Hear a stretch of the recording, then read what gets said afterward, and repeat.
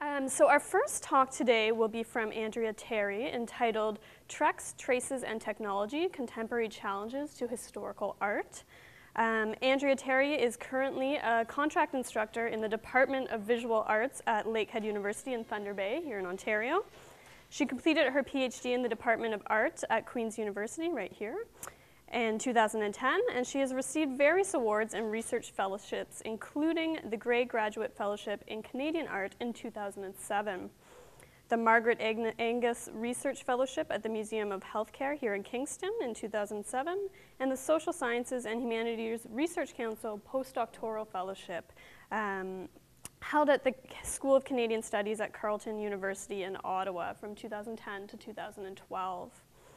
She's also taught art history courses at universities across Canada, including here at Queen's University, as well as Carleton University, Mount Allison University in Sackville, New Brunswick. Her research and teaching explore modern and contemporary Western visual and material culture, critical museum studies, public history and heritage, Canadian cultural history and policy, as well as the intersections of multiculturalism and globalization. She has published articles in international peer-reviewed academic journals such as Gender and History, the Canadian Art Review, and the Journal of Heritage Tourism, Fuse magazine, as well as several chapters in books. Her first sole-authored book, entitled Family Ties, Living History in Canadian House Museums, will be published by McGill Queen's University Press and is due out this June, so next month. So congratulate her on that, and welcome her to this session. Thank you. So I'd like to thank the conference organizers and everyone who's involved, grad students and the like, for your supreme administrative expertise. Everything's run so well.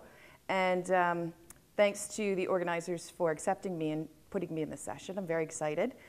And I'd like to also thank the artist I'm talking about today, Julie Cosgrove. I really have to thank her because I usually, as you can tell from what Alicia read, deal with historical art. So to deal with a contemporary living artist who is pretty much my next door neighbor in our arts building was a new experience because I didn't have to hunt up images or scan them. I just emailed her and said, hey, I need these. And in about 5 minutes, I had really high digital, high res, beautiful images. And she sat down and talked with me at length.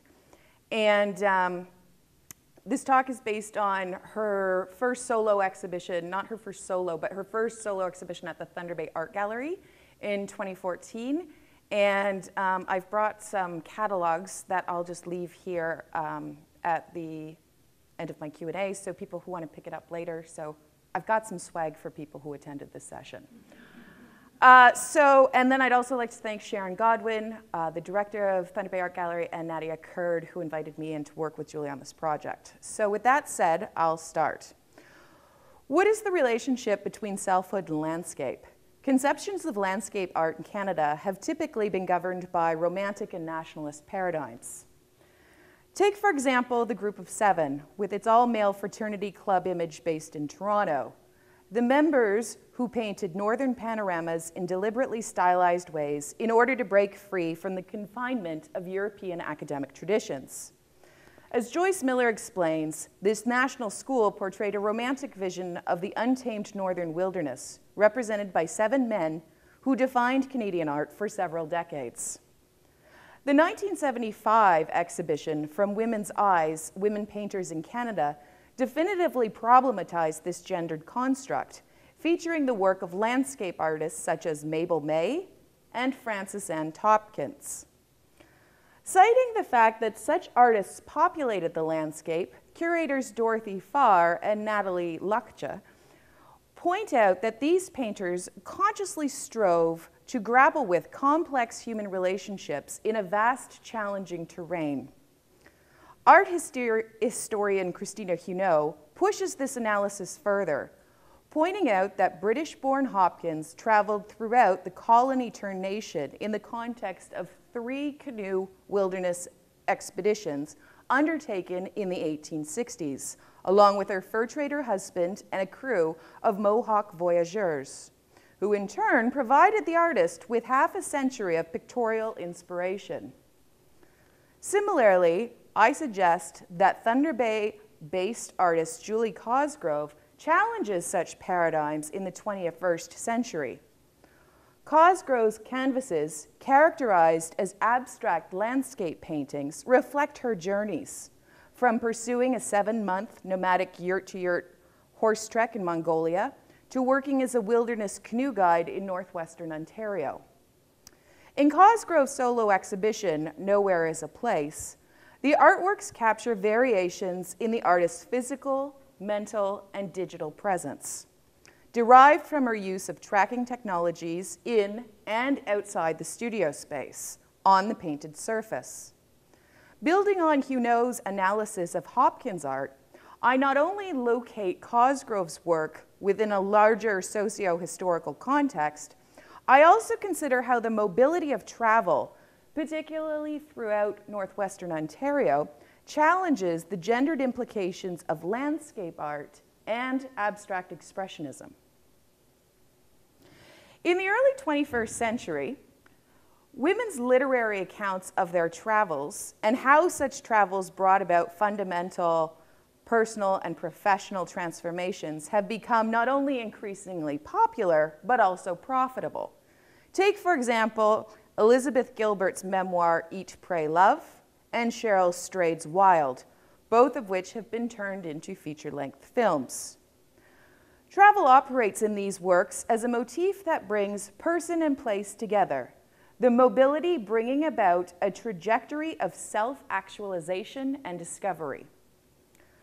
Travels through colonial Canada in the Victorian time period likewise yielded professional opportunities. As Huneau explains, Hopkins' extensive wilderness expeditions provided her with half a century of inspiration for her artistic career. Born in England, Hopkins began painting seriously after her arrival in Canada in 1858 as a newly married woman to Edward Hopkins, a senior officer of the Hudson's Bay Company. In addition to raising 6 children, Hopkins traveled extensively with her husband in the Hudson's Bay canoes throughout the Northwest during the 1860s. In the context of these sojourns, she created outdoor sketches and used those to render finish oil paintings back in the urbanized locales of Lachine and Montreal, respectively. In 1870, she returned to England with her husband, settling in London and then summering in France until 1914. Hopkins' wilderness travels provided the cornerstone of her professional artistic career as she exhibited her scenes of canoe travel publicly at, to name but a few venues, the Royal Society of British Artists, the Royal Academy, provincial exhibitions, and commercial galleries.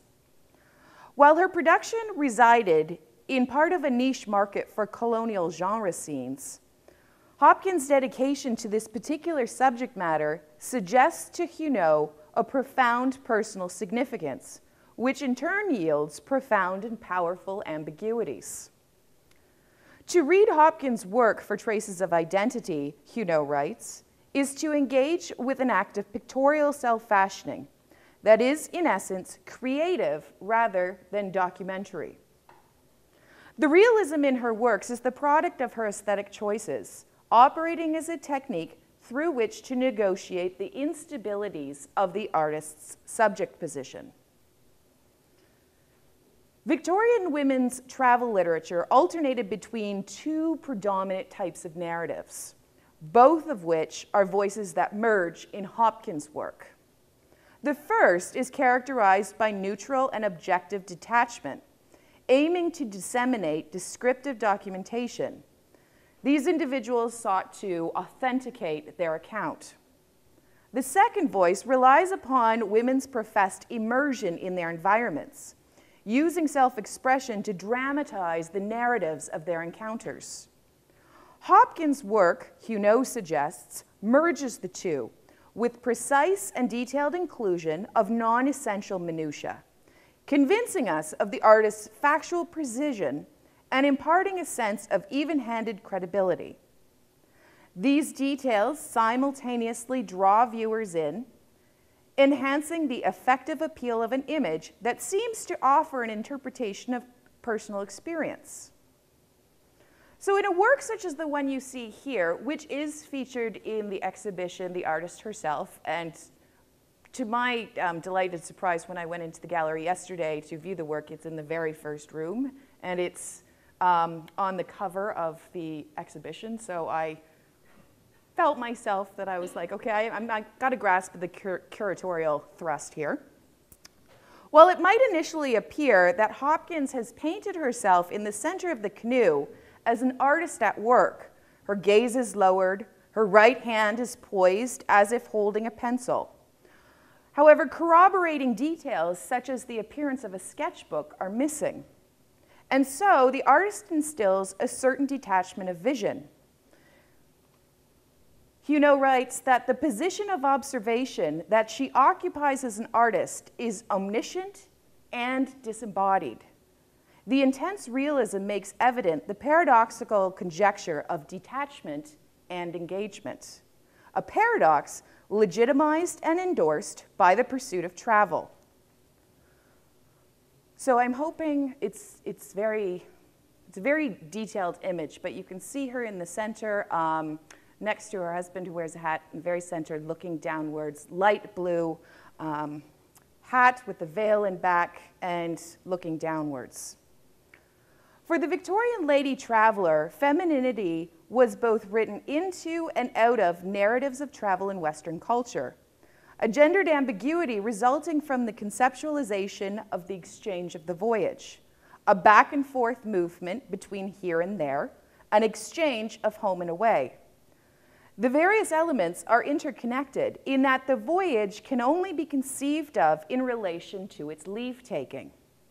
Travel then, as Huneau writes, puts into play a complex dialectic of location and displacement, loss and gain, confinement and liberation, and these tensions mark the subjectivity of experience.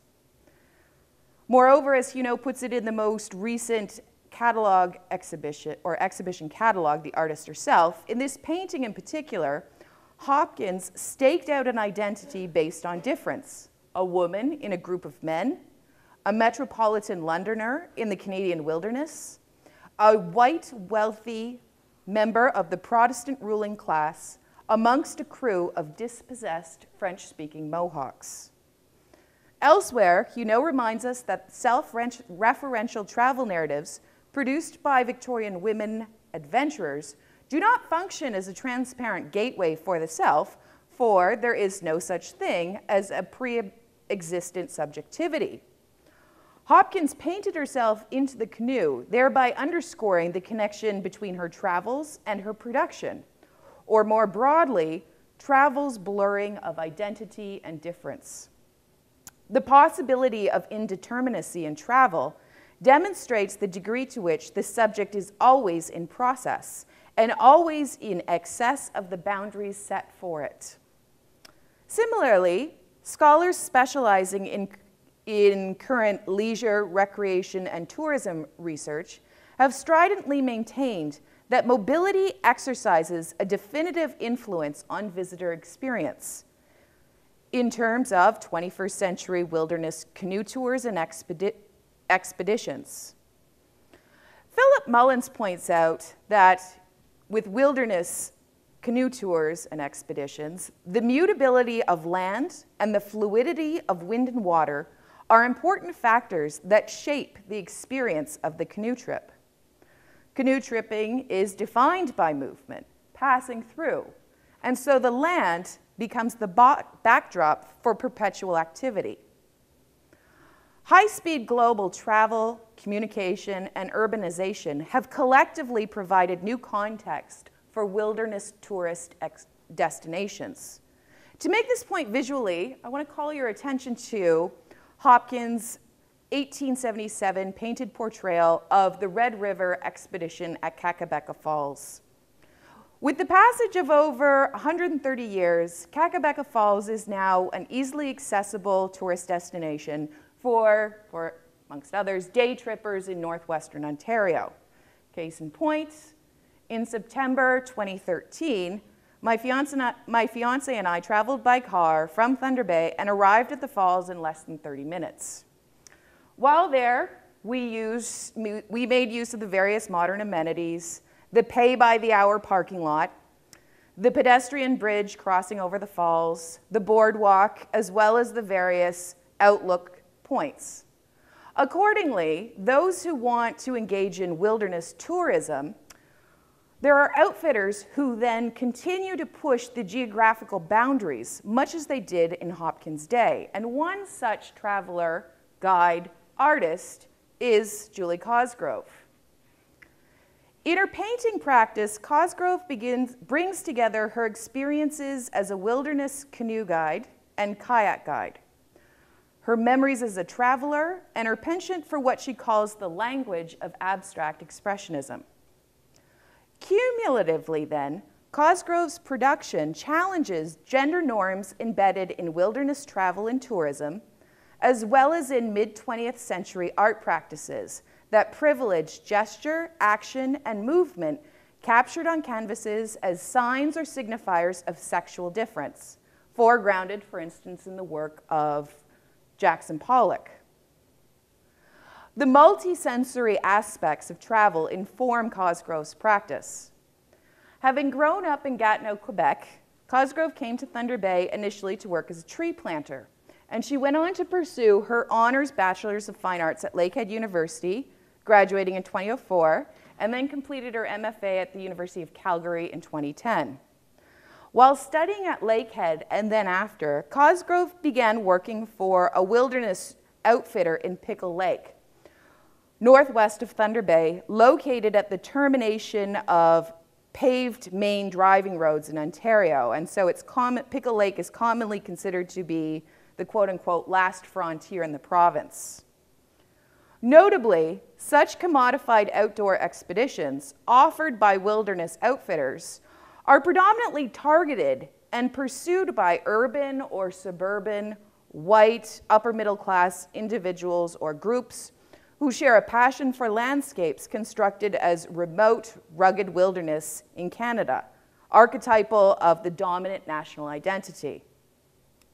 Cosgrove is quick to point out, however, that people's travels depend upon their individual experience of place. In her case, guiding requires bearing in mind what she calls the big picture. As a guide, she had to make major and minor decisions, such as where and when to camp for the night, because she was pursuing routes that were not predetermined, that were not carved out in any way. There are no modern amenities. A lot of people haven't even set foot in some of the places she took her groups. Also to bear in mind is to access the starting places for routes plotted out by Cosgrove and other guides requires coming in on float planes with canoes and bringing in all the necessities. Those necessities could include 1 to 3 weeks worth of food, packed into blue plastic barrels, which you can see here by the tent, satellite phones, tents, sleeping bags, and the like. Traveling and guiding for Cosgrove function as a constant progression of events. She explains that her paintings find their relationship to landscape when she transfers her experience of canoeing to negotiating the fluidity of paint. The paintings, she states, develop into large-scale abstract compositions that examine her connections to the land and the world. Her use of abstraction includes gesture, mark-making, and traces, all elements of herself imprinted onto the canvas. More specifically, she incorporates the data of coordinates from expeditions and navigational equipment, such as the Global Positioning System or Spot Tracker, into her artworks. So the visual records of her travel routes, coordinates produced by intervals or created by the spot signal or other technologies, produce visual maps that reveal the remnants of traces Cosgrove and her group leave on the landscape. And so she acknowledges the traces the landscape leaves on the travelers as well. Similarly, she explains she can't, in her working process, she never can predict what is going to unfold when she begins a work, and so a dialogue occurs, an exchange between her state, her studio space, her movements, and her tracks left on the canvas. The traces we leave, she writes, are inevitable, and that's integral, not just to our perception of land, but also to how we access and understand it. Travel has had a profound impact on my work, traveling throughout the world and my aesthetic sensibilities. I have images, photographs of my nights spent in Calcutta, a large urban center replete with masses of color and smell that are part of my memory of that place. And then I have memories of this pristine waterfall in northern Ontario, and those different sights, sounds, and smells. You can't appreciate one without the other. And it's the other way around also. In my studio, I operate in between. I can't separate those two experiential landscapes. Recording different modes of tracking, both in and outside of the studio, Cosgrove physically inscribes herself onto her canvases, and so her gestural operations activate the painting surface. In the 1940s and 50s, abstract expressionist practices, combined with the more conservative cultural climate of post-war United States, emphasized polarized archetypal gender roles, conceptualizing the enactment of masculinity with a distinctive painting practice, which in turn made the situation of women artists quite problematic. Lee Krasner, Elaine de Kooning, and Joan Mitchell all then developed strategies for negotiating the hegemony of masculinity in abstract expressionism, such as the blurring of the gender identity in the public act of naming. So for example, Krasner, during a period in the late 1940s and sporadically thereafter, took to signing her work LK, which you can see, I don't know, but it is in the very lower portion of the work, 1/3 in from the right. In 1951, de Kooning exhibited her work under the name of George. Cosgrove notes that the terrain of abstract expressionism is a difficult one to navigate, and she asserts that her practice operates as a translation, a filtration of her journey, an internalization of travel, also of action. She goes on to state, and I'm quoting her here, "My work speaks to a continuous journey rather than a particular place. My works represent for me a never-ending cyclical process where there is no time, no specific place, works bound up in multiple perceptions and travels through space. The landscape is in motion, and I'm in motion, so there's that constant movement in between." So for Cosgrove, abstraction allows her to depict motion, movement, and change. Otherwise, she states it's too specific. In terms of connections between navigation and movement, abstraction is for her the perfect fit. So expanding on her conceptions of treks, traces, and technologies, for the Thunder Bay exhibition, Cosgrove collaborated with artist and programmer Riaz Mahmoud, who is, you can see the back of him in this work, to develop a type of tracking technology for the art gallery space, the penultimate work entitled Mapping People. This project marks a significant departure from her painting practice and encourages visitors to engage with and within the gallery space as an interior experiential landscape. As visitors pass by the motion camera, which you can see in the top portion of the image there, their presence is marked, projected, and triangulated. As Thunder Bay curator Nadia Kurd writes, "Much like airplane smoke paths in the atmosphere, the relationships between individuals are transient and eventually fade away. However, the traces of movement linger. The data captured through Kinect cameras is stamped and printed on the walls of the gallery. The central function of Mapping People is to document and draw using human movement and interaction as a source material." And so Cosgrove took instances, stills from various times, various places. She's recorded the actual month, date, day, and precise hour and minute to produce images like these.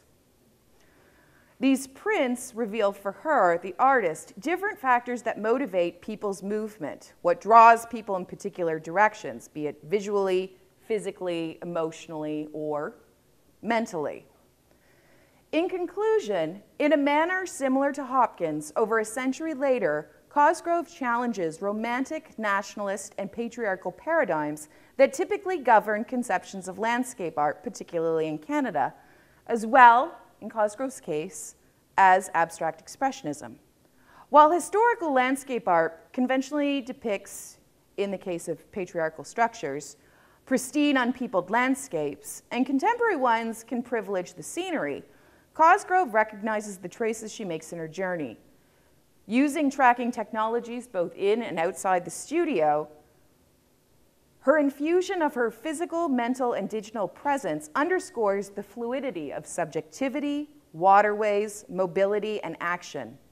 Moreover, her approach calls attention to the possibility of approaching abstract expressionist works as landscapes, an innovative and dynamic venue to be sure. In tracking, visualizing, and painting her journeys, Cosgrove's practice underscores the significance of travel and change while simultaneously liberating the so-called gendered gesture. Thank you.